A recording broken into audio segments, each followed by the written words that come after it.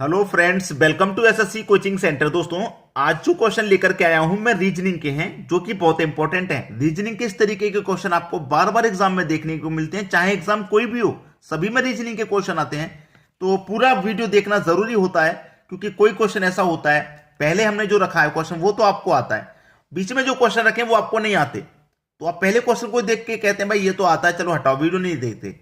लेकिन नहीं देखने का मतलब है कि आपने जो वीडियो के बीच में जो क्वेश्चन है जो आपको नहीं बनते होंगे वो आप मिस कर देते हैं, इसलिए पूरा वीडियो देखा करें।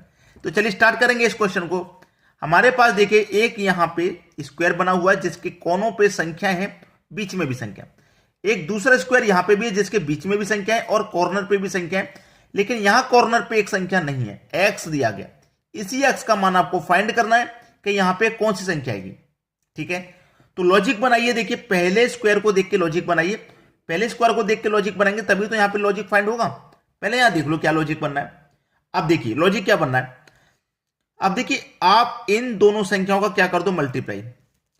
4 त्रिक का 12 ये वाली संख्या मिलेगी आपको। इन दोनों का मल्टीप्लाई करने से ये वाली संख्या, इन दोनों का करो मल्टीप्लाई। 3 पंजे 15 तो ये वाली मिल गई। इन दोनों का करो मल्टीप्लाई, 6 पंजे 30 तो ये वाली मिल गई। और इन दोनों का करो 6 चौके 24 तो ये वाली मिल गई। तो आपको पता चला कि किस तरीके से कॉर्नर पे संख्या है। ठीक है, बिल्कुल वैसे ही यहां पे आपको लॉजिक लगेगा। इन दोनों का मल्टीप्लाई करेंगे तो 3 सत्ते 21, इन दोनों का करोगे 3 चौके 12, बिल्कुल ठीक। इन दोनों का करोगे 4 दूने का 8, बिल्कुल ठीक। इन दोनों का करोगे 7 दूने का 14। तो यहां कौन सी संख्या आनी चाहिए, एक्स के स्थान पे 14 आना चाहिए, और बी ऑप्शन में 14 दिया गया है आपको, तो यही आपका सही जवाब हो जाएगा। ठीक है, बहुत सारे बच्चों को यह क्वेश्चन बन भी रहा होगा, बहुत सारे ऐसे होंगे जिनसे नहीं भी बनता होगा। इसलिए मैं कहता हूं हमेशा पूरा वीडियो देखें, क्योंकि सभी क्वेश्चन सभी बच्चों से आना जरूरी नहीं है कि सभी क्वेश्चन आ जाएंगे आपसे। ठीक है, चलिए अब देखेंगे हम अगला सवाल। अगला प्रश्न है, अब इस प्रश्न को देख लो आप ध्यान से। दिए गए प्रश्न में उस विकल्प को चुनिए जो अन्य 3 से भिन्न है। 4 विकल्प हैं, कोई एक ऐसा है इनमें से जो भिन्न है चारों में। 3 एक समान है, कोई चौथा भिन्न है, वही पता करना है। भाई करिए पता। आपसे अगर नहीं हो पाएगा तो हम तो बताएंगे आपको, आंसर बता के जाएंगे, लेकिन आप थोड़ा सा दिमाग लगाइए कि हो क्या सकता है। ऐसा क्वेश्चन एग्जाम में जब आता तो आपको सोचना तो पड़ता ही है ना।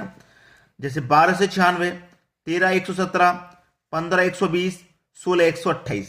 ठीक है, क्या हो सकता है। देखिए मैं आपको बता दूं, अगर आपको 12 से 96 में डिवाइड करना है, 96 में मैं इस 12 से डिवाइड करूंगा, कितनी बार में कटेगा, 12 8 96, 8 बार में डिवाइड हो जाएगा कि नहीं। चलिए 13 से 170 में डिवाइड करता हूं, 170 में डिवाइड करता हूं मैं 13 से, 13 निम्मा 170, यानी कि 9 बार में डिवाइड हो जाएगा, कोई बात नहीं।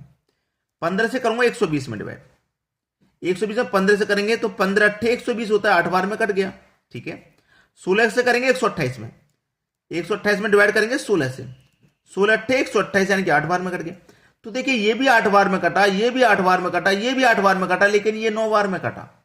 ये तीनों से अलग हो गया कि नहीं हो गया। भाई ये तीनों एक समान है, 8 बार में डिवाइड हो रहे हैं, लेकिन ये 8 बार में नहीं हो रहा, ये 9 बार में हो रहा है। तो आपका बी ऑप्शन बिल्कुल सही हो जाएगा भाई, बिल्कुल सही हो जाएगा। ठीक है, तो अगर मैं नहीं बताता तो कितने बच्चे ऐसे थे जो नहीं कर पाते, कमेंट करके जरूर बताइए करना दोस्तों। ठीक है, चलिए अब देखते हैं अगला सवाल।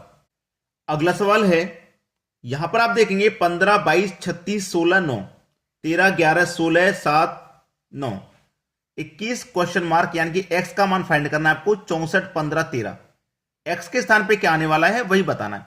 यहां पहले देखिए क्या लॉजिक है, वही लॉजिक यहां लगेगा, वही तीसरे में सेम लॉजिक लगेगा तीनों में। ठीक है, चलिए अब मैं यहां पे आपको एक चीज बता दूं कि अगर आप ऐसे क्रॉस देखते हैं, क्रॉस इस तरीके से देखेंगे, तो मैं आपको यहां बता दूंगा कि इस 15 का इस 9 का अंतर कर लो, यानी कि 15 में से इस 9 को घटा दो। 15 में से 9 घटा देंगे आपके पास 6 बचेगा, 15 में से 9 घटा दिया 6 बचेगा, और 22 में से 16 घटा देंगे 6 बचेगा। 15 में से 9 घटा देंगे 6 बचेगा, 22 में 16 घटा देंगे 6 बचेगा, दोनों का आपस में मल्टीप्लाई कर देंगे तो भैया 36 नहीं हो जाएगा, 36 ही तो है बीच में। 13 में से 9 घटा देंगे 4 बचेगा, 11 में से 7 घटा देंगे 4 बचेगा, दोनों का कर देंगे मल्टीप्लाई तो 16 नहीं हो जाएगा भैया, बीच में क्या है 16 ही तो है। बिल्कुल वैसे ही 21 में से 13 घटा देंगे तो 8 बचेगा। यहां पे कौन सी संख्या होगी जिसमें से 15 घटा देंगे, तो 23 में से 15 घटा देंगे तभी तो 8 बचेगा, क्योंकि सेम संख्या बची है, 6 और 6 4 और 4 तो 8 और 8 बचेगा। तो यहां 23 होगा, उसमें से 15 घटाएंगे तो 8 बचेगा, और 8 मल्टीप्लाई बाई 8 कितना हो जाएगा भैया 64, और बीच में आपको क्या दिया गया है 64। एक्स के स्थान पे यहां क्या होगा 23 होगा, और 23 ऑप्शन पहले में ही है। बस हो गया सही जवाब। मिल गया कि नहीं मिल गया आपको अपना आंसर। चलिए अब देखेंगे हम अगला सवाल। अगला सवाल है, बेहतरीन क्वेश्चन है मिसिंग नंबर का। ये रहा आपका मिसिंग नंबर। एक्स के स्थान पे यहां कौन सी संख्या आएगी वही बता देना है आपको। तो हम ऐसे प्रश्नों में क्या करते हैं कि बड़ी संख्या को देखते हैं किधर है। बड़ी संख्या मैं नीचे की तरफ चलूंगा तो बड़ी संख्या नीचे मिलेगी, ऐसे करके 20, ऐसे 45। तो हमको ये हिंट मिल जाता है कि प्रश्न को हमें बड़ी संख्या जिधर हो उस तरफ ही हम क्वेश्चन को सॉल्व करके देखें।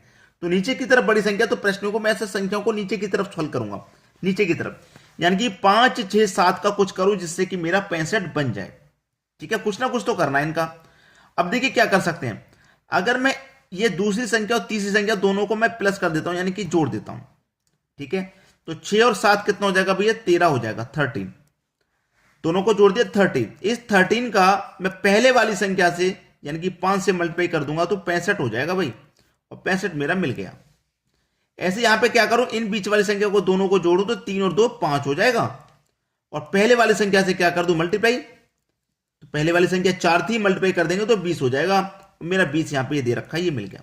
ऐसे ही क्या करूं, इन दोनों को प्लस करूं और 9 से मल्टीप्लाई कर दूं तो मेरा 45 आना चाहिए।